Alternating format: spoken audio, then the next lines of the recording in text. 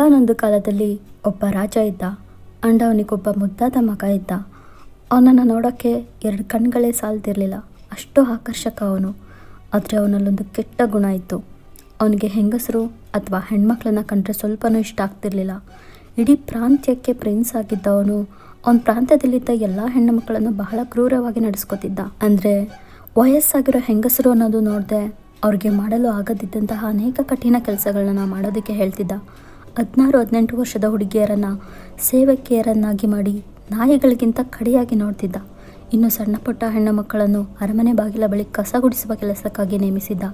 ಆ ಪ್ರಾಂತ್ಯದ ಜನರೆಲ್ಲರೂ ನಮಗೆ ಹುಟ್ಟಿದರೆ ಗಂಡು ಮಗುವೇ ಹುಟ್ಟಲೇ ಹೊರತು ಹೆಣ್ಣು ಮಗು ಬೇಡವೇ ಬೇಡ ಎಂದು ದೇವರಲ್ಲಿ ಪ್ರಾರ್ಥಿಸುತ್ತಿದ್ದರು. ಅಷ್ಟರ ಮಟ್ಟಿಗೆ ಕ್ರೂರಿ ಈ ಕಿಮ್ ಥಯಾಂಗ್, ಹೆಣ್ಣು ಮಕ್ಕಳ ಪಾಲಿಗೆ ಡೆವಿಲ್. ಹೀಗೆ ಒಂದು ದಿನ ತನ್ನ ರಾಜ್ಯವನ್ನು ಸುತ್ತಿ ನೋಡಬೇಕೆಂದು ಬಯಸಿದ ಥಯಾಂಗ್ ಅವನ ಬಿಳಿ ಕುದುರೆ ಮೇಲೇರಿ ಊರೂರನ್ನೇ ಸುತ್ತಲು ಹೊರಟ. 2-3 ದಿನಗಳು ಕಳೆದವು. ಅವನ ಸೈನಿಕರಿಗೆ ಈ ಊರಿನ ವ್ಯಾವಹಾರಿಕ ಸ್ಥಳಕ್ಕೆ ನನ್ನ ಕರೆದುಕೊಂಡು ಹೋಗಿ ಎಂದು ಹೇಳಿದ. ಅವರು ಅಲ್ಲಿಗೆ ಅವನನ್ನು ಕರೆದುಕೊಂಡು ಹೋದರು. ಆ ಸ್ಥಳ ಜನಜಂಗುಳಿಯಿಂದ ಕೂಡಿತ್ತು ಮತ್ತು ಅಲ್ಲಿ ಹೆಣ್ಣು ಮಕ್ಕಳು ಸಹ ವ್ಯವಹಾರ ವಹಿವಾಟನ್ನು ನಡೆಸುತ್ತಿದ್ದರು. ಇದನ್ನು ನೋಡಿ ಕೋಪಗೊಂಡ ಥಯಾಂಗ್, ಇದೇನಿದು? ನನ್ನ ರಾಜ್ಯಕ್ಕೆ ಸೇರಿದ ಈ ಒಂದು ಸಾಮಾನ್ಯ ಊರಿನಲ್ಲಿ ಪ್ರಯೋಜನಕ್ಕೆ ಬಾರದ ಈ ಹೆಣ್ಣು ಮಕ್ಕಳು ವ್ಯವಹಾರ ಮಾಡುತ್ತಿದ್ದಾರೆಂದರೆ ಇದು ನನಗೆ ದೊಡ್ಡ ಅವಮಾನ. ಇದು ನಿಷೇಧಿತ ನಿಯಮ. ಸೈನಿಕರೇ, ಈಗಿಂದೀಗಲೇ ಇಲ್ಲಿರುವ ಎಲ್ಲ ಮಹಿಳಾ ಮಣಿಗಳನ್ನು ಬಂಧಿಸಿ ಕರೆತನ್ನಿ ಎಂದು ಆಜ್ಞೆ ಮಾಡಿದ. ಈ ಮಾತನ್ನು ಕೇಳಿಸಿಕೊಂಡ ಒಂದು ಹುಡುಗಿ, ನೀವೆಲ್ಲ ಯಾರು ನಮ್ಮನ್ನು ಬಂಧಿಸಲು? ನಾವು ವ್ಯಾಪಾರ ನಡೆಸುವುದು ನಮ್ಮ ಹಕ್ಕು. ಮರ್ಯಾದೆಯಿಂದ ಹೇಗೆ ಬಂದಿರೋ ಅದೇ ದಾರಿಯಲ್ಲಿ ತಿರುಗು ನೋಡದೆ ಹೋಗಿರಿ ಎಂದು ಕೋಪದಿಂದ ಹೇಳಿದಳು.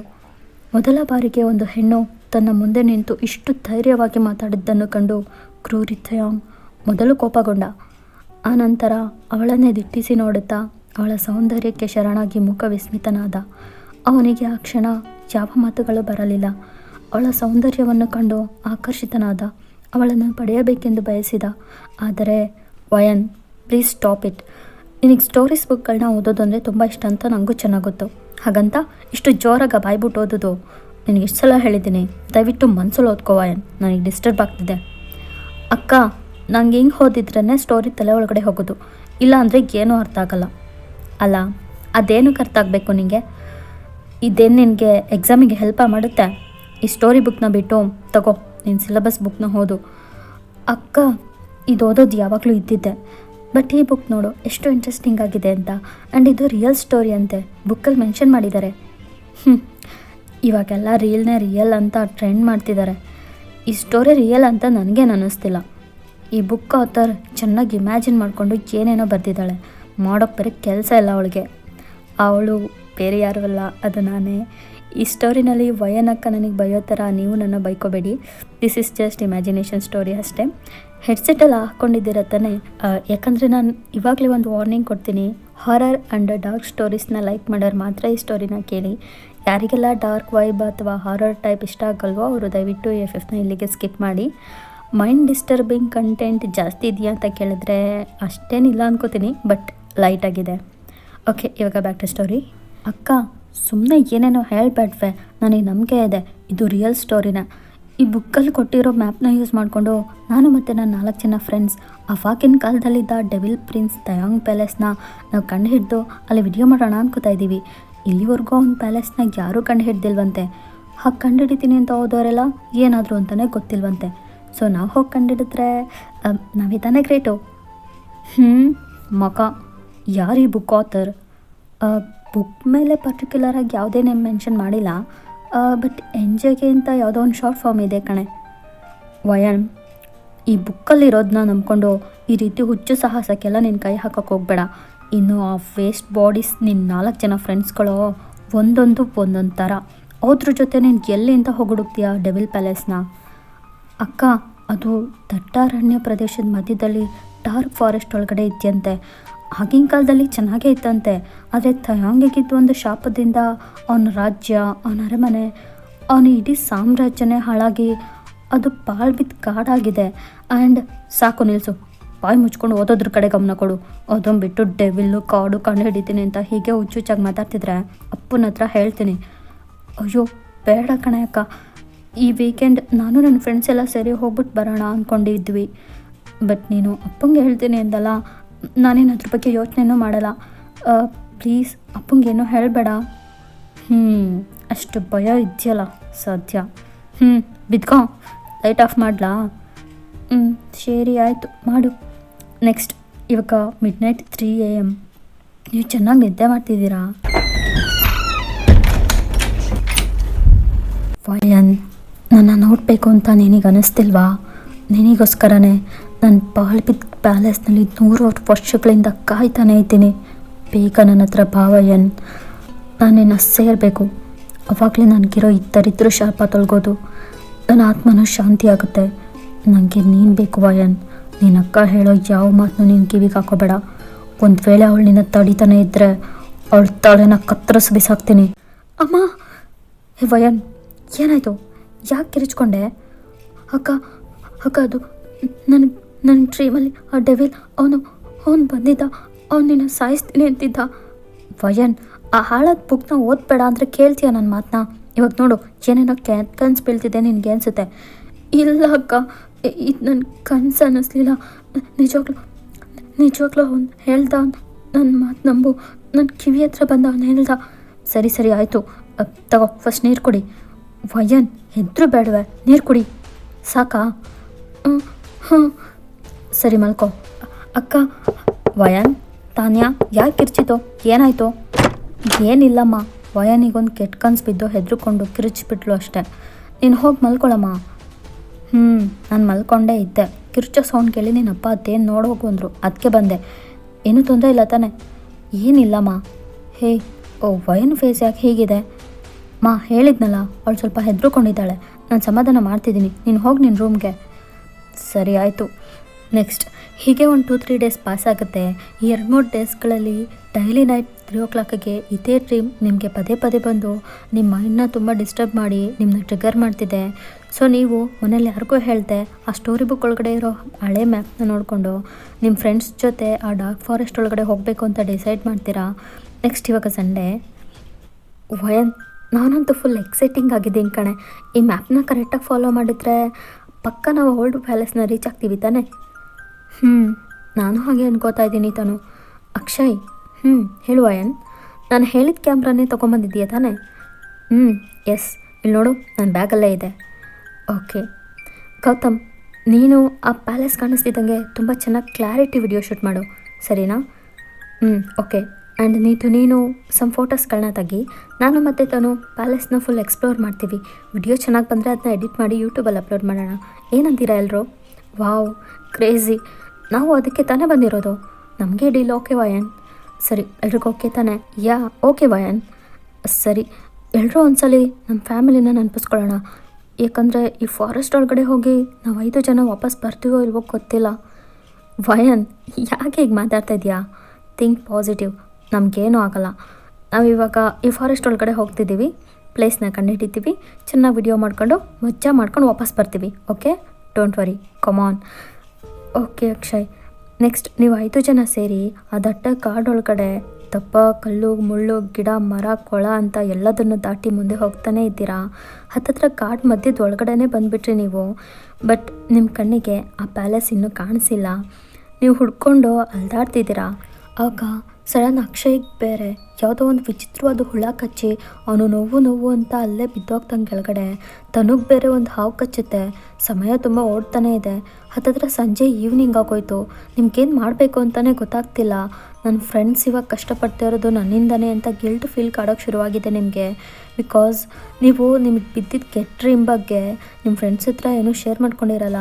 ಮುಂಚೆನೇ ಮಾತಾಡ್ಕೊಂಡಿದ್ದ ಥರ ನೀವೆಲ್ಲ ಸೇರಿ ಪ್ಯಾಲೇಸ್ನ ಫೈಂಡ್ ಔಟ್ ಮಾಡಿ ಜಸ್ಟ್ ವಿಡಿಯೋ ಶೂಟ್ ಮಾಡ್ಕೊಳ್ಳೋಣ ಅಂತ ಬಂದಿರ್ತೀರಾ. ನಿಮ್ಮ ಡ್ರೀಮ್ ಬಗ್ಗೆ ಅವ್ರಿಗೇನು ಗೊತ್ತಿರಲ್ಲ. ವಯನ್, ಇವಾಗ ಏನು ಮಾಡೋದು ನಾವು? ತನು ಕಾಲತ್ರ ಟೈಟಾಗಿ ಬಟ್ಟೆ ಕಟ್ಟಿ ಅವಳ ಕಾಲಿಂದ ಹಾವಿನ ವಿಷನ ಏನೋ ಹೇಗೋ ತೆಗ್ದೋ. ಅಷ್ಟು ತೆಗೆದು ಟ್ರೀಟ್ ಮಾಡಿದ್ರು ಇವಳಿನ್ನೂ ಕಣ್ಣೇ ಬಿಡ್ತಿಲ್ಲ. ಆ್ಯಂಡ್ ಅವಳ ಬಾಯಲ್ಲಿ ನೊರೆ ಬರ್ತಾನೆ ಇದೆ. ಇನ್ನು ಅಕ್ಷಯ್, ಅವ್ನಿಗೆ ಯಾವ ಹುಳ ಕಚ್ಚುತ್ತೋ ಏನೋ. ಅಲ್ಲಿ ನೋಡು ಹೇಗೆ ಬಿದ್ದು ಓದಾಡ್ತಿದ್ದಾನೆ ಅಂತ. ವಯನಿನ ಹತ್ರ ಯಾವುದಾದ್ರೂ ಮೆಡಿಸನ್ ಇದೆಯಾ? ಹಾಂ ಇದೆ. ಕಾಡೊಳಗಡೆ ಬರ್ತೀವಲ್ವಾ, ಏನಾದರೂ ಸಣ್ಣ ಪುಟ್ಟ ಗಾಯಗಳಾಗ್ಬೋದು ಅಂತ ಈ ಆಯಿಲ್ಮೆಂಟ್ ಕ್ರೀಮ್ನ ತಂದಿದ್ದೆ. ಸರಿ, ಅದನ್ನು ಅವನಿಗೆ ಹಚ್ಚು. ನೀತು. ಹಾಂ ಹೇಳು ಗೌತಮ್. ನೀನು ತನಗೆ ಕಾನ್ಷಿಯಸ್ ಬರುತ್ತಾ ಅಂತ ಇಲ್ಲೇ ಕೂತು ನೋಡ್ಕೊ. ನಾನು ಟೆಂಟ್ ಹಾಕೋಕ್ಕೆ ಒಂದು ಒಳ್ಳೆ ಪ್ಲೇಸ್ನ ನೋಡ್ಕೊಂಡು ಬರ್ತೀನಿ. ಇವತ್ತೇ ನಾವು ವಾಪಸ್ ಹೋಗೋದು ಕನಸು ಅನಿಸುತ್ತೆ. ಸೊ ನಾನು ಟೆಂಟಿಗೆ ಅರೇಂಜ್ ಮಾಡ್ತೀನಿ. ಇವತ್ತು ನೈಟ್ ಇಲ್ಲೇ ಸ್ಟೇ ಮಾಡೋಣ. ನೆಕ್ಸ್ಟ್ ಒಂದು ಬಿಗ್ ಟೆಂಟ್ನ ರೆಡಿ ಮಾಡಿಕೊಂಡು ನೀವು 5 ಜನ ಅದರೊಳಗಡೆ ಇದ್ದೀರಾ. ಟೆಂಟ್ ಮುಂದೆ ಫೈರ್ ಇದೆ, ಅಂದರೆ ಈ ಮರದ ಸೌದೆ ಎಲೆಗಳನ್ನೆಲ್ಲ ಗುಡ್ಡೆ ಮಾಡಿ ಬೆಂಕಿ ಹಾಕಿರ್ತಾರಲ್ವ, ಸೊ ಆ ರೀತಿ ನೀವು ಬರೋವಾಗಲೇ ಮುಂಚೆನೇ ಥಿಂಕ್ ಮಾಡಿ ನಿಮ್ಮ ಬ್ಯಾಗ್ ಒಳಗಡೆ ಟೆಂಟ್ ಕಟ್ಟಕ್ಕೆ ಬೇಕಾಗಿರೋ items, batteries, lighter and package ಫುಡ್ನೆಲ್ಲ ತೊಗೊಂಡು ಬಂದಿರ್ತೀರಾ. ಸಪೋಸ್ ಒಂದೇ ದಿನ ಕಾಡೊಳಗಡೆ ಹೋಗಿ ವಾಪಸ್ ಬರೋಕ್ಕಾಗಲಿಲ್ಲ ಅಂದರೆ ಇವೆಲ್ಲ ಯೂಸ್ ಆಗುತ್ತೆ ಅಂತ, ಓಕೆನಾ. Next time skip. ತನುಗೆ ಸ್ವಲ್ಪನೇ ನಿಧಾನಕ್ಕೆ ಕಾನ್ಷಿಯಸ್ ಬರುತ್ತೆ.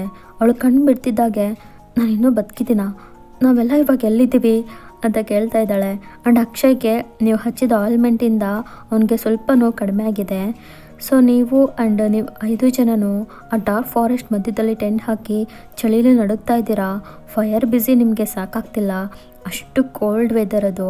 ಸೊ ಹಾಗಾಗಿ ಗೌತಮ್, ಏನು ವಯನ್, ತುಂಬ ಹಶ್ವಾಗ್ತಿದೆ, ಎಲ್ಲರೂ ನಮ್ಮ ಬ್ಯಾಗಲ್ಲಿರೋ ಪ್ಯಾಕೇಜ್ ಫುಡ್ನ ತಿನ್ನೋಣವಾ? ಎಸ್, ನಾನು ಇವಾಗ ಅದನ್ನೇ ಹೇಳೋಣ ಅಂದ್ಕೊಂಡೆ ವಯನ್, ತುಂಬ ಹಶ್ವಾಗ್ತಿದೆ. ಹೇ, ಈ ಇಯರ್ಫೋನಲ್ಲಿ ಹತ್ರ ಸ್ವಲ್ಪನಾದ್ರು ನೆಟ್ವರ್ಕ್ ಸಿಗ್ತಿದೆಯಾ? ಅಕ್ಷಯ್, ಈ ಕಾಡ್ ಮಧ್ಯದಲ್ಲಿ ನಮ್ಮ ಫೋನ್ಗಳಿಗೆ ನೆಟ್ವರ್ಕ್ ಸಿಗೋದು ಇಂಪಾಸಿಬಲ್. ಈ ಫೋನ್ ಇವಾಗ ಸದ್ಯಕ್ಕೆ ಟಾರ್ಚ್ ಲೈಟ್ ಯೂಸ್ ಮಾಡೋಕ್ಕಷ್ಟೇ ಹೆಲ್ಪ್ ಆಗುತ್ತೆ. ಏಕೆ, ನಾವಿವಾಗ ಸಾಂಗು ಕೇಳ್ಬೋದು ಆ್ಯಂಡ್ ಫೈಲಲ್ಲಿ ಸೇವ್ ಆಗಿರೋ ವೀಡಿಯೋಸ್ಗಳನ್ನೂ ನೋಡ್ಬೋದು. ಬರೀ ಟಾರ್ಚ್ ಲೈಟಿಗೆ ಮಾತ್ರ ಯೂಸ್ ಆಗುತ್ತೆ. ಗೌತಮ್, ನಾವಿವಾಗ ಯಾವ ಸಿಚುವೇಷನಲ್ಲಿದ್ದೀವಿ? ನಿನ್ಗೇನು ಮಾತಾಡ್ತಿದ್ಯಾ? ತಗೋ, ಸುಮ್ಮನೆ ನೂಡಲ್ಸ್ ತಿನ್ನು. ಇಲ್ಲ ವಯನ್, ನೀತು ಶಟಪ್ ಗೌತಮ್, ಮಾತು ನಿಲ್ಲಿಸಿ ಮುಂದೆ ಇರೋದನ್ನು ತಿನ್ನು. ನಿಂಗೆ ಹುಳ ಕಚ್ಚಿದ ನೋವು ಸರಿ ಹೋಯ್ತಾ? ಪೂರ್ತಿ ಸರಿಯಾಗಿಲ್ಲ, ಬಟ್ ಇವಾಗ ಪರವಾಗಿಲ್ಲ. ನೀನು ಕೊಟ್ಟು ಮೆಡಿಸನ್ ವರ್ಕ್ ಆಗ್ತಿದೆ. ಗುಡ್. ಇವಾಗ ನಿಮ್ಮ ಮನಸ್ಸಲ್ಲಿ ಏನೋ ಒಂದು ರೀತಿ ನೆಗೆಟಿವ್ ಎನರ್ಜಿ ಕ್ರಿಯೇಟ್ ಆಗ್ತಿದೆ ಆ್ಯಂಡ್ ನಿಮ್ಮ ಮೈಂಡ್ ಫುಲ್ ಗೊಂದಲವಾಗ್ತಿದೆ. ಏನೋ ಸರಿ ಇಲ್ಲ, ತಪ್ಪಾಗ್ತಿದೆ ಅಂತ ನೀವು ಥಿಂಕ್ ಮಾಡ್ತಿದ್ದೀರಾ. ನೀವು ಹಾಗೆ ಥಿಂಕ್ ಮಾಡ್ತಿದ್ದಾಗೆ ನಿಮ್ಮ ಇಯರ್ಸ್ ಹತ್ರ ವಯನ್, ಕೊನೆಗೂ ನಾನು ಹುಡ್ಕೊಂಡು ಈ ಕಾಡೊಳಗಡೆ ಬಂದ್ಯಾ? ನೀನು ಬಂದಿದ್ದು ನನಗೆ ತುಂಬ ಖುಷಿಯಾಯಿತು. ಆದರೆ ನಿನ್ನ ಜೊತೆಗಿರೋ ಈ 4 ಜನ ಯಾರು? ಇವ್ರು ಯಾರೂ ನನಗಿಷ್ಟ ಆಗ್ತಿಲ್ಲ. ಈ 4 ಜನನೂ ಒಬ್ಬೊಬ್ರು ಒಂದೊಂದು ರೀತಿ ಕ್ರೂರವಾಗಿ ಸಾಯಿಸ್ತೀನಿ. ನನಗೆ ನೀನು ಮಾತ್ರ ಬೇಕು, ಇವ್ರು ಯಾರು ಬೇಡ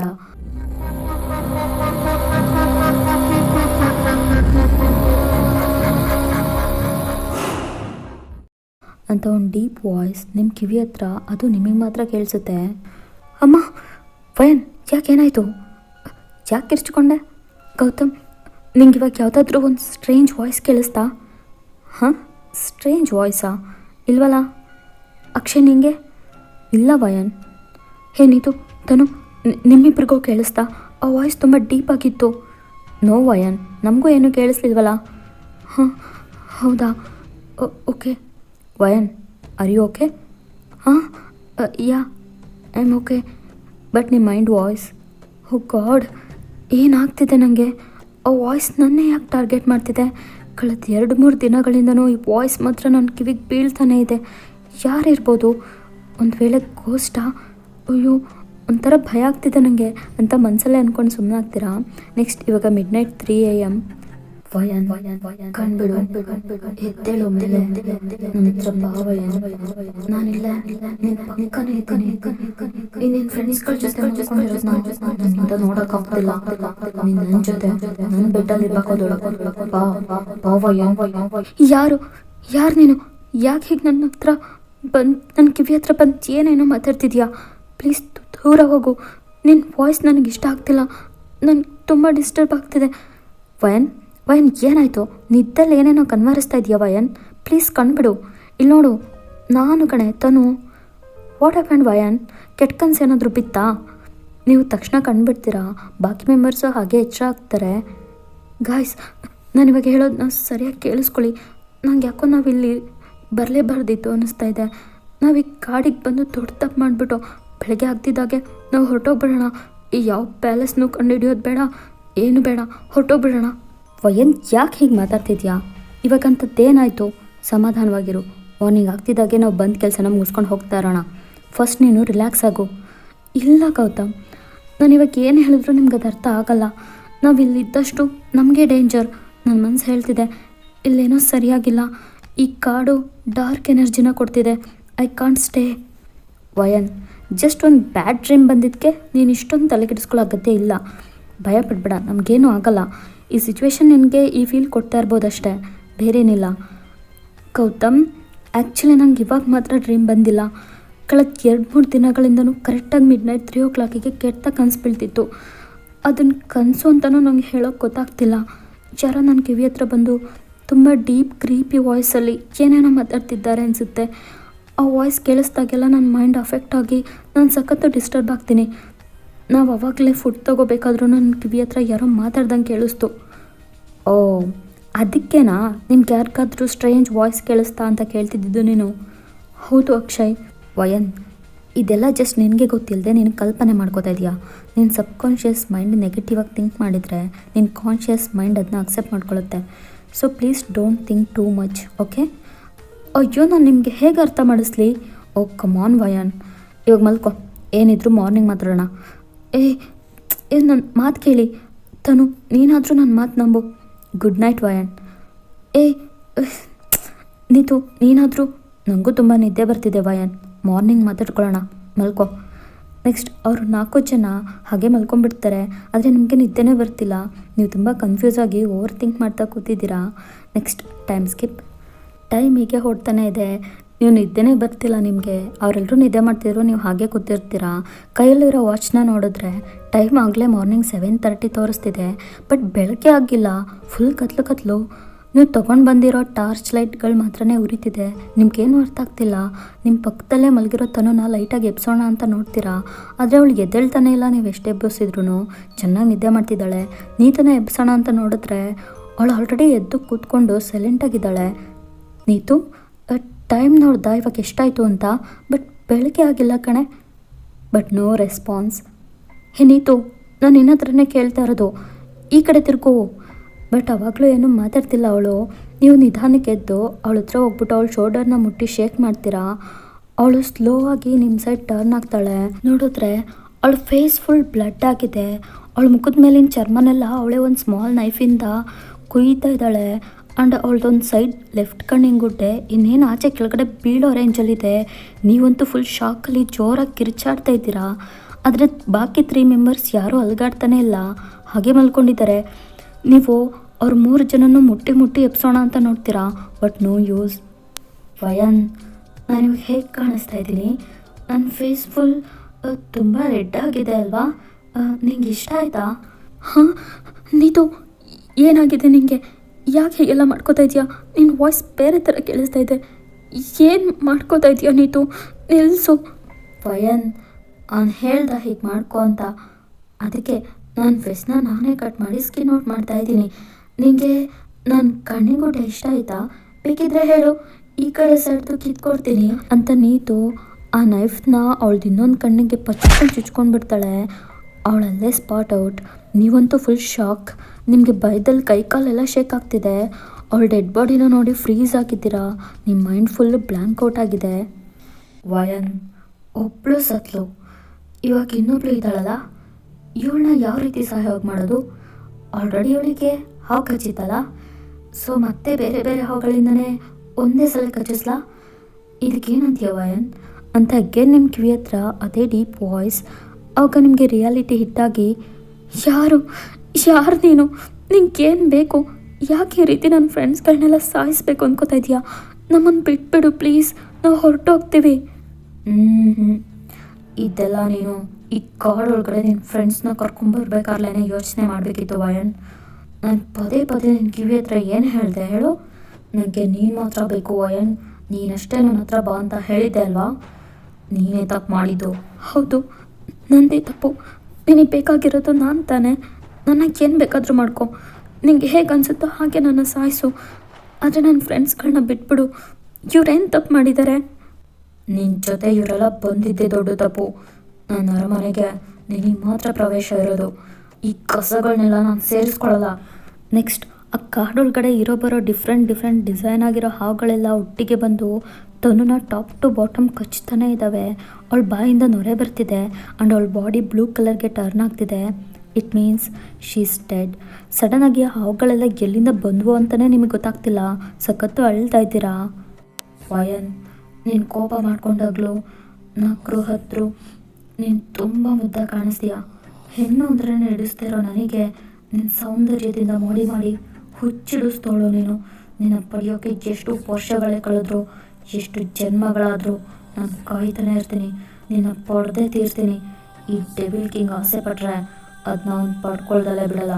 ನೀನೆಷ್ಟೇ ಜನ್ಮ ಇದ್ದಿದ್ರು ನನ್ನೋಳೆ ಕಣೆ ನೀನು ಅಂತ ಸಡನ್ ಒಂದು ಶಾಡೋ ಬಂದು ಬ್ಯಾಕ್ ಸೈಡಿಂದ ನಿಮ್ಮನ್ನ ಟೈಟಾಗಿ ಹಗ್ ಮಾಡಿಕೊಂಡು ನೆಕ್ಸ್ಟ್ ನಿಮ್ಮನ್ನ ಲಿಫ್ಟ್ ಮಾಡಿ ಮೇಲೆತ್ಕೊಳ್ಳುತ್ತೆ.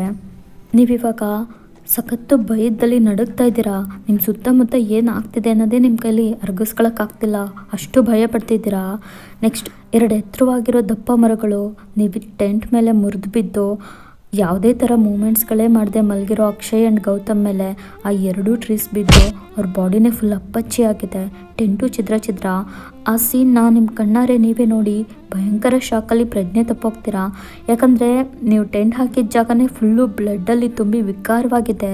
ನೀವು ಅನ್ಕಾನ್ಷಿಯಸ್ ಆಗ್ತಿದ್ದಾಗೆ ನಿಮ್ಮನ್ನ ಲಿಫ್ಟ್ ಮಾಡಿ ಎತ್ಕೊಂಡಿದ್ದೋ ಶಾಡೋಕ್ಕೆ ಫುಲ್ ಜೀವ ಬಂದು ನೆರಳು ರೀತಿ ಕಾಣಿಸ್ತಿದ್ದ ವ್ಯಕ್ತಿ ಇವಾಗ ಒಬ್ಬ ಮನುಷ್ಯನ ರೀತಿ ನಿಂತಿದ್ದಾರೆ.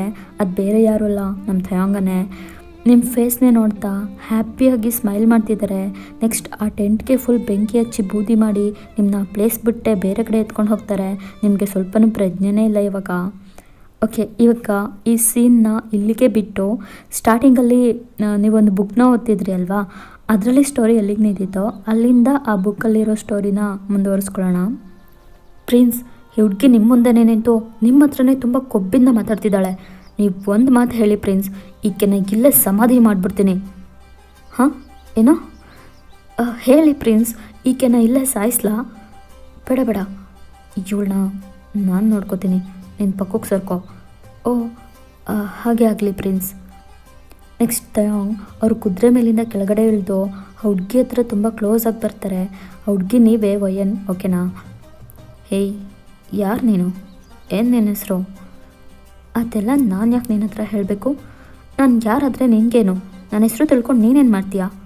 ಓ, ನಿನಗೆ ಕೊಬ್ಬು ಜಾಸ್ತಿನೇ ಇದೆ. ಇರಲಿ, ಪರವಾಗಿಲ್ಲ. ನಿನ್ನ ಕೋಪದಲ್ಲಿ ಮಾತಾಡಿದ್ರು ನನ್ನ ಕಿವಿಗೆ ಹೆಂಪಾಗಿ ಕೇಳಿಸ್ತಿದೆ. ಮತ್ತು ನಿನ್ನ ಸ್ಮೆಲ್. ಹೇಯ್, ದೂರ ನಿಲ್ಲು. ಏನು ಮಾತಾಡ್ತಿದ್ಯಾ ನೀನು? ಇಲ್ಲಿ ನೋಡು, ನಾನು ಇಲ್ಲಿವರೆಗೂ ಯಾವತ್ತೂ ಯಾವ ಹುಡುಗಿನೂ ಈ ರೀತಿ ಈ ದೃಷ್ಟಿಲಿ ನೋಡೇ ಇಲ್ಲ.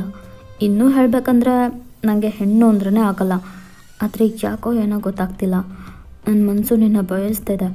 ನನ್ನ ಜೊತೆ ಬರ್ತೀಯಾ? ಆಗ ನೀವು ಎಷ್ಟು ಧೈರ್ಯ ನಿನಗೆ? ನನ್ನ ಹತ್ರನೇ ಹೀಗೆಲ್ಲ ಮಾತಾಡ್ತೀಯಾ? ಏನಂದೆ ನೀನು? ನಿನಗೆ ಹೆಣ್ಣು ಅಂದ್ರೇ ಆಗಲ್ವಾ? ಮತ್ತು ನೀನು ಹೇಗೋ ಹುಟ್ಟಿದೆ? ನೀನು ಹುಟ್ಟಿಸಿರೋ ನಿನ್ನಮ್ಮನೂ ಒಂದು ಹೆಣ್ಣೆ, ಅದನ್ನು ಮರಿಬೇಡ. ಆವಾಗ ಪಕ್ಕದಲ್ಲಿರೋ ಥಯಾಂಗ್ ಸೈನಿಕರೆಲ್ಲ ಅವ್ರ ಸ್ವಾಡ್ನ ತೆಗೆದು ನಿಮ್ಮ ಕುತ್ತಿಗೆನ ಕತ್ತರಿಸೋಕೆ ಬರ್ತಾರೆ. ಬಟ್ ಥಯಾಂಗ್ ಅವ್ರನ್ನೆಲ್ಲ ತಡೆದ್ಬಿಟ್ಟು, ಹೇಯ್, ನಾನು ಯಾರು ಅಂತ ಗೊತ್ತಿಲ್ಲದೆ ಮಾತಾಡ್ತಾ ಇದೀಯ ನೀನು? ಮರ್ಯಾದೆಯಿಂದ ನನ್ನ ಜೊತೆ ಬಾ. ಕೈ ಬಿಡು. ನೀನು ಯಾರಾದರೂ ಸರಿ, ನಾನು ನಿನ್ನ ಜೊತೆ ಬರಲ್ಲ. ಬಿಡೋ ನನ್ನ ಕೈನಾ. ಹೇಯ್, ನನ್ನ ಯಾರು ಅಂದ್ಕೊಂಡೆ? ನಾನೇ ಈ ಇಡೀ ರಾಜ್ಯಕ್ಕೆ ಪ್ರಿನ್ಸ್ ಕಿಮ್ ಥಯಾಂಗ್. ಮುಂದೆ ಈ ದೇಶನೇ ಆಳ್ವಿಕೆ ಮಾಡೋ ರಾಜ ಆಗೋನು. ನಾನು ಕರೆದ್ರೆ ಬರಲ್ಲ ಅಂತೀಯ? ಆವಾಗ ನೀವು ಶಾಕ್ ಆಗಿಬಿಟ್ಟು ಥಯಾಂಗ್ ಕೈನ ಒದ್ರಿ ಅವ್ರನ್ನ ದೂರ ತಳ್ತೀರಾ. ಛೀ, ನೀನೇನಾ ಕ್ರೂರ ಬುದ್ಧಿ ಇರೋ ಕಿಮ್ ಥಯಾಂಗ್? ನೀನಂತ ಕೆಟ್ಟ ವ್ಯಕ್ತಿ ಹತ್ರ ಇಷ್ಟೊತ್ತು ನಿಂತು ಮಾತಾಡಿದ್ದೆ ದೊಡ್ಡ ತಪ್ಪು. ನಿನ್ನ ಬಗ್ಗೆ ನಾನು ಹಲವಾರು ವಿಷಯಗಳನ್ನ ಕೇಳಿದ್ದೆ, ಆದರೆ ಇವಾಗ ನೇರವಾಗಿ ನಿನ್ನ ಮುಖ ನೋಡೋಕ್ಕೆ ಅಸಹ್ಯ ಆಗ್ತಿದೆ ನನಗೆ. ನೀನು ಆಳ್ವಿಕೆ ಮಾಡೋ ರಾಜ ಆಗ್ತೀಯ ಮುಂದೆ? ದಯವಿಟ್ಟು ಅಂತ ತಪ್ಪಂತೂ ಮಾಡಬೇಡ. ನಿನ್ನ ತಂದೆ ತುಂಬ ಒಳ್ಳೆಯವರು. ಅವರಷ್ಟೇ ಯಾವಾಗಲೂ ರಾಜ ಆಗಿ ರಾಜ್ಯಭಾರ ಮಾಡಬೇಕು ಹೊರತು ನೀನಲ್ಲ. ನೀನೆಷ್ಟೋ ಬೇಡವಾಗಿರೋ ನಿಯಮಗಳನ್ನ ತಂದು ಹೆಣ್ಮಕ್ಳಿಗೆಲ್ಲ ತೊಂದರೆ ಮಾಡ್ತಿದ್ಯಾ. ಆದರೆ ನಿಮ್ಮ ತಂದೆ, ನಮ್ಮ ಮಹಾರಾಜರು ಎಷ್ಟೋ ಊರುಗಳಲ್ಲಿ ನೀನು ಸೃಷ್ಟಿ ಮಾಡಿರೋ ನಿಯಮಗಳನ್ನೆಲ್ಲ ನಿಷೇಧ ಮಾಡಿ ನಮಗೆ ಒಳ್ಳೇದು ಮಾಡ್ತಿದ್ದಾರೆ. ಅದರಿಂದನೇ ನಾವಿಷ್ಟು ಸ್ವತಂತ್ರವಾಗಿ ಬದುಕ್ತಾ ಇರೋದು. ಅವರಂಥ ಒಳ್ಳೆ ತಂದೆಗೆ ನಿನ್ನಂಥ ಕೆಟ್ಟ ಮಗನ? ಛೀ, ಅಸಹ್ಯ. ಆಗ ಥಯಾಂಗ್ ಐಸ್ ರೆಡ್ ಕಲರ್ಗೆ ಟರ್ನ್ ಆಗ್ತಿದೆ ಕೋಪದಲ್ಲಿ. ಸೈನಿಕರೇ, ಹೇಳಿ ಪ್ರಿನ್ಸ್, ಇವಳು ಹೇಳ್ತಾ ಇರೋದಲ್ಲ ನಿಜನಾ? ನನ್ನ ತಂದೆ ನಾನು ಸೃಷ್ಟಿ ಮಾಡಿರೋ ನಿಯಮಗಳನ್ನ ನಿಷೇಧ ಮಾಡ್ತಿದ್ದಾರಾ? ಹೌದು ಪ್ರಿನ್ಸ್. ಮಹಾರಾಜರು ಎಷ್ಟೋ ಊರಲ್ಲಿ ಹೆಣ್ಮಕ್ಳು ಸ್ವತಂತ್ರವಾಗಿ ಜೀವಿಸ್ಲಿ ಅಂತ ನಿಮ್ಮ ರೂಲ್ಸ್ಗಳನ್ನ ತಡೆ ಹಿಡ್ದಿದ್ದಾರೆ. ಈ ವಿಷಯ ನನ್ನ ಹತ್ರ ನೀವು ಯಾರೂ ಹೇಳಲಿಲ್ಲ. ಅದು ನಿಮಗೆ ವಿಷಯಗಳೆಲ್ಲ ಯಾವುದೇ ಕಾರಣಕ್ಕೂ ಗೊತ್ತಾಗಬಾರ್ದು ಅಂತ ಮಹಾರಾಜರು ಆಜ್ಞೆ ಮಾಡಿದ್ದಾರೆ ಪ್ರಿನ್ಸ್. ಅದಕ್ಕೆ ನಾವು ಯಾರೂ ನಿಮ್ಮ ಹತ್ರ ಹೇಳಲಿಲ್ಲ. ನೀವು ಉಳ್ಕೊಂಡಿದ್ದೀರಲ್ಲ, ಆರ ಮೇಲೆ ಅಷ್ಟೇ ನಿಮ್ಮ ನಿಯಮಗಳೆಲ್ಲ ಅನ್ವಯ ಆಗ್ತಿದೆ. ಬೇರೆ ಬೇರೆ ಕಡೆ ಹೆಣ್ಮಕ್ಳು ಆಗ ಥಯೋಂಗ್ ಸ್ವಲ್ಪನೇ ಯೋಚಿಸ್ದೆ. ಆ ಸೈನಿಕ ಮಾತಾಡ್ತಿದ್ದಂಗೆ ಅವರ ಸ್ವಾಡ್ನ ತೆಗೆದು ನಿಮ್ಮ ಕಣ್ಣೆದ್ರಿಗೇನೆ ಅವ್ನ ಕಣ್ಣನ್ನ ಕತ್ತರಿಸ್ಬಿಡ್ತಾರೆ. ಆ ಫೋರ್ಸ್ಗೆ ಬ್ಲಡ್ ಫುಲ್ ನಿಮ್ಮ ಫೇಸ್ ತುಂಬ ಹಂಗೆ ಚುಮ್ಮುತ್ತೆ. ನೀವು ಸ್ಟನ್ ಆಗಿ ನಿಂತಿದ್ದೀರ ಶಾಕಲ್ಲಿ.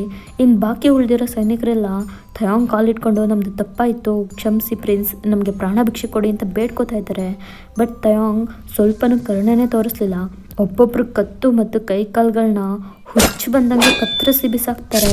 ಈ ಸೀನ್ ನೋಡ್ತಿದ್ದಾಗೆ ನಿಮ್ಮ ಸುತ್ತಮುತ್ತ ನಿಂತಿದ್ದ ಜನಗಳೆಲ್ಲ ಚೆಲ್ಲಾಪಿಲ್ಲಿಯಾಗಿ ಕಿರ್ಚಾಡ್ಕೊಂಡು ಓಡೋಗ್ತಾ ಇದ್ದಾರೆ. ನೀವು ಅಲ್ಲಿಂದ ಎಸ್ಕೇಪ್ ಆಗಿಬಿಡೋಣ ಅಂದ್ಕೊಳ್ಳೋ ಅಷ್ಟರಲ್ಲಿ ಥಯಾಂಗ್ ನಿಮ್ಮನ್ನ ಬ್ಯಾಕ್ ಸೈಡಿಂದ ಟೈಟಾಗಿ ಹಗ್ ಮಾಡಿ ಇಟ್ಕೊಂಡು ನೆಕ್ಸ್ಟ್ ಅವ್ರ ಕುದುರೆ ಮೇಲೆ ನಿಮ್ಮನ್ನ ಫೋರ್ಸ್ಫುಲ್ಲಿ ಎತ್ತಾಕೊಂಡು ಹೋಗ್ತಾರೆ. ರಾಜರು ಸ್ಟೋರಿ ಅಂದ ತಕ್ಷಣ ತುಂಬ ಹಳೆ ಕಾಲದ ರಾಜರುಗಳ ಥರ ಎಲ್ಲ ಇಮ್ಯಾಜಿನ್ ಮಾಡ್ಕೊಳ್ಳೋಕೆ ಹೋಗ್ಬಿಡಿ. 100 ವರ್ಷದ ಹಿಂದೆ ಅವ್ರ ಡ್ರೆಸ್ಸಿಂಗ್ ಸೆನ್ಸ್ ಎಲ್ಲ ಹೇಗಿರುತ್ತಂದರೆ ಸ್ವಲ್ಪ ಈ ಯುರೋಪಿಯನ್ ಕಂಟ್ರೀಸ್ದು ಹಿಸ್ಟರಿನಲ್ಲೆಲ್ಲ ಇರುತ್ತಲ್ಲ ಕಾಸ್ಟ್ಯೂಮ್ಸ್, ಆ ರೀತಿ ಇಮ್ಯಾಜಿನ್ ಮಾಡ್ಕೊಳ್ಳಿ. ಥಯಾಂಗ್ದೇ ಒಂದು ರಿಯಲ್ ಫೋಟೋಶೂಟ್ ಇದೆಯಲ್ಲ, ಈ ರೀತಿ ಈ ಪಿಕ್ಕಲ್ಲಿರೋ ಥರ. ಓಕೆನಾ? Next time skip. ನೀವಿವಾಗ ಥಯಾಂಗ್ ಪ್ಯಾಲೇಸ್ ಒಳಗಡೆ ಅವ್ರ ಬೆಡ್ಡಲ್ಲಿದ್ದೀರಾ. ನಿಮ್ಮ ಕೈಕಾಲುಗಳನ್ನೆಲ್ಲ ಕಟ್ಟಾಕ್ಬಿಟ್ಟು ನಿಮ್ಮನ್ನ ಅವ್ರ ಬೆಡ್ರೂಮಲ್ಲೇ ಕೂಡಾಕ್ಬಿಟ್ಟು ಹೋಗಿದ್ದಾರೆ. ನಿಮ್ಮ ಫೇಸ್ ಆ್ಯಂಡ್ ನಿಮ್ಮ ಡ್ರೆಸ್ ಮೇಲೆಲ್ಲ ರಕ್ತದ ಕಲೆ ಹಾಗೇ ಇದೆ. ಇಲ್ಲಿ ಕಡೆ ಥಯಾಂಗ್ ಅವ್ರ ತಂದೆ ಹತ್ರ ನಾನು ಹಾಕಿದ ರೂಲ್ಸ್ನೆಲ್ಲ ನೀವೇನಕ್ಕೆ ನಿಷೇಧ ಮಾಡಿದ್ರಿ ಅಂತ ಜೋರಾಗಿ ಜಗಳ ಮಾಡಿಕೊಂಡು ತುಂಬ ಕೋಪದಲ್ಲಿ ಅವ್ರ ತಂದೆ ಅನ್ನೋದನ್ನು ನೋಡಿದೆ ಅವ್ರ ಅಪ್ಪನ್ನೇ ಅವ್ರ ಸ್ವಾಡ್ನಿಂದ ಅಟ್ಯಾಕ್ ಮಾಡ್ತಿದ್ದಾರೆ. ಬಟ್ ಅವ್ರಿನ್ನೂ ಸತ್ತಿಲ್ಲ. ಅವ್ರ ಶೋಲ್ಡರ್ ಸೈಡ್ ಮಾತ್ರ ಚೆನ್ನಾಗಿ ಇಂಜುರಿ ಆಗಿದೆ. ಥಯಾಂಗ್, ನಿಂಗೇನು ಹುಚ್ಚಿಡ್ದಿದ್ಯಾ? ನಾನು ನಿನ್ನ ಅಪ್ಪ ಕಣೋ, ನನ್ನ ಮೇಲೆ ದಾಳಿ ಮಾಡೋಕ್ಕೆ ಹೇಗೋ ಮನ್ಸ್ಬತ್ತು ನಿಂಗೆ? ನಿನ್ನ ನನ್ನ ಮಗನ ಛೀ, ನಿನ್ನ ಹುಟ್ಟಿಸಿದ್ದಕ್ಕೆ ನಾನು ತಲೆ ತೆಗೆಸ್ತೀನಿ ಥಯಾಂಗ್. ಅಪ್ಪ, ನನಗೆ ಗೊತ್ತಾಗದೆ ನನ್ನ ರೂಲ್ಸ್ಗಳನ್ನೆಲ್ಲ ಏನಕ್ಕೆ ಬ್ರೇಕ್ ಮಾಡಿದ್ದೀರಾ ನೀವು? ಈ ಥಯಾಂಗಿಗೆ ಕೋಪ ಬರ್ಸಿದ್ರೆ ಅವ್ರಿಗೆ ಯಾರೇ ಆಗಿದ್ರು ಸರಿ, ನಾನು ಅವ್ರನ್ನ ಬಿಡಲ್ಲ, ಸಾಯಿಸ್ಬಿಡ್ತೀನಿ. ಓಹ್, ಹಾಗಿದ್ರೆ ನನ್ನ ಜೀವನೂ ತೆಗಿತೀಯಾ ಥಯಾಂಗ್? ಹೌದು, ನಿಮ್ಮನ್ನು ಬಿಡಲ್ಲ. ಇದೇ ಕೊನೆ. ನನ್ನ ದಾರಿಗೆ ನೀವು ಯಾವತ್ತೂ ಅಡ್ಡ ಬರಬಾರ್ದು. ಇವತ್ತಿಂದ ಈ ಇಡೀ ಸಾಮ್ರಾಜ್ಯಕ್ಕೆ ನಾನೇ ರಾಜ, ನೀವಲ್ಲ. ಅರ್ಥ ಆಯ್ತಾ? ಓಕೆ, ಈ ಸ್ಟೋರಿನ ಇಲ್ಲಿಗೆ ಸದ್ಯಕ್ಕೆ ಸ್ಟಾಪ್ ಮಾಡ್ಕೊಳ್ಳೋಣ. ನೆಕ್ಸ್ಟ್ 1/2 ಹಾಕ್ತೀನಿ. ನನಗೆ ಗೊತ್ತು ನಿಮ್ಗೆಲ್ರಿಗೂ ಕೋಪ ಬರ್ತಿದೆ ಅಂತ. ಬಟ್ ಏನು ಮಾಡಲಿ, ನನಗೆ ಮುಂದೆ ಕಂಟಿನ್ಯೂ ಮಾಡೋಕ್ಕಾಗ್ತಿಲ್ಲ. ಅದು ನೈಟ್ ಹೊತ್ತು ರೆಕಾರ್ಡ್ ಮಾಡ್ತಾಯಿದ್ದೀನಿ. ನನಗೆ ಅಷ್ಟು ಟೈಮ್ ಏನೋ ಸಿಗ್ತಿದೆ, ಬಟ್ ರೆಕಾರ್ಡ್ ಮಾಡೋ ಅಷ್ಟು ಸರಿಯಾಗಿ ಬರ್ತಿಲ್ಲ, ಯಾವುದು ಅಡ್ಜಸ್ಟ್ ಆಗ್ತಿಲ್ಲ. ಜಾಸ್ತಿ ವೆಯ್ಟ್ ಮಾಡಿಸಲ್ಲ, ಆದಷ್ಟು ಬೇಗ ಹಾಕ್ತೀನಿ. ನೆಕ್ಸ್ಟ್ ಇನ್ನೊಂದು ಹಾಫ್ ಪಾರ್ಟ್. ಓಕೆನಾ? ಮುಂದುವರ್ಸೋಕ್ಕಾಗ್ತಿಲ್ಲ, ಸೊ ಅದಕ್ಕೆ ಹೇಳ್ತಾಯಿದ್ದೀನಿ. ಡ್ಯೂರೇಷನ್ ಬೇರೆ ಜಾಸ್ತಿ ಆದರೆ ಸೇವ್ ಆಗೋಲ್ಲ. ನಾನೇ ಕಷ್ಟಪಟ್ಟು ನನ್ನ ಫೋನಲ್ಲಿರೋ ಫೋಟೋಸ್ ಆ್ಯಂಡ್ ಕೆಲವು ವೀಡಿಯೋಸ್ಗಳನ್ನೆಲ್ಲ ಡಿಲೀಟ್ ಮಾಡಿಬಿಟ್ಟು ಇದು ಸ್ಪೇಸ್ ಕ್ಲಿಯರ್ ಮಾಡಿದ್ದೀನಿ. ಸೊ ಅದಕ್ಕೋಸ್ಕರ ಡ್ಯೂರೇಷನ್ ಜಾಸ್ತಿ ಬಂದರೆ ಸೇವೆ ಮಾಡೋಕ್ಕಾಗಲ್ಲ. ಇವಾಗ ಇಷ್ಟೊತ್ತು ಈ ಸ್ಟೋರಿ ಕೇಳಿದ್ರಿ ಅಲ್ವಾ, ಹೇಗೆ ಅನ್ನಿಸ್ತು ಅಂತ ಹೇಳಿ. ತುಂಬ ಡಾರ್ಕಾಗಿ ಅನ್ನಿಸ್ತಾ, ಅಂದರೆ ತುಂಬ ಡಾರ್ಕ್ ವೈಬ್ ಕೊಡೋ ಥರ ಇದೆ. ಏನಾದ್ರು ಡಾರ್ಕ್ನೆಸ್ ಕಡಿಮೆ ಮಾಡಿ ಅಂತ ಅಂದರೆ ನಾನು ನೆಕ್ಸ್ಟು ಮುಂದೆ ಬರೋದ್ರಲ್ಲಿ ಸ್ವಲ್ಪ ಕಡಿಮೆ ಮಾಡ್ತೀನಿ. ಇಲ್ಲ ಓಕೆ, ನೀವು ಬರ್ದಿರೋ ಥರನೇ ಹಂಗೆ ಮುಂದುವರಿಸಿ ನಾರ್ಮಲಾಗಿ ಅನ್ನೋದಾದರೆ ನಾನು ಹಾಗೆ ಹೇಳ್ಕೊಂಡು ಹೋಗ್ತೀನಿ. ಯಾಕಂದರೆ ನನಗೇನಿದು ನಾನು ಹೆವಿ ಡಾರ್ಕಾಗಿ ಹೇಳಿದ್ದೀನಿ ಅಂತ ಅನಿಸಿಲ್ಲ. ಯಾಕಂದರೆ ನಾನು ಇದಕ್ಕಿನ್ನ ಡಾರ್ಕ್ ಆಗಿರೋಂಥ ವೆಬ್ ಸೀರೀಸ್ ಇವನ್ನೆಲ್ಲ ಜಾಸ್ತಿ ನೋಡ್ತಿರ್ತೀನ. ಸೊ ಹಂಗಾಗಿ ನನಗೆ ಇದು ನಾರ್ಮಲ್ ಆಗಿದೆ ಅನಿಸುತ್ತೆ. ಯಾರೇ ಈ ಥರ ಇಷ್ಟ ಆಗುತ್ತೋ ಅವ್ರು ಮಾತ್ರ ನೋಡಿ, ಇಷ್ಟ ಆಗದಿರೋರು ದಯವಿಟ್ಟು ಸ್ಕಿಪ್ ಮಾಡ್ಕೊಳ್ಳಿ.